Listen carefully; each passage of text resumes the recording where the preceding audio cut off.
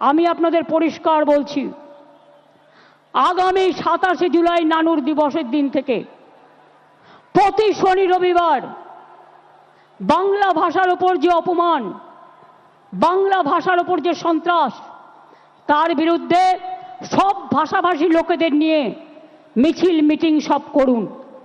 এবং যদি কোনো পরিযায়ী শ্রমিকের পরিবার আপনাদের কাছে খবর দেয় তারা বিপদে আছে, তাদের পাশে গিয়ে দাঁড়ান এবং আমাদের জানান।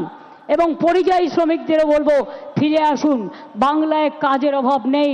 বাংলায় 6টা ইকোনমিক করিডোর হচ্ছে, দেউচা পাতমি হচ্ছে, গ্যাস সেলের ফ্যাক্টরি হচ্ছে, ওএনজিসি হচ্ছে, বাংলায় অনেক কিছু হচ্ছে।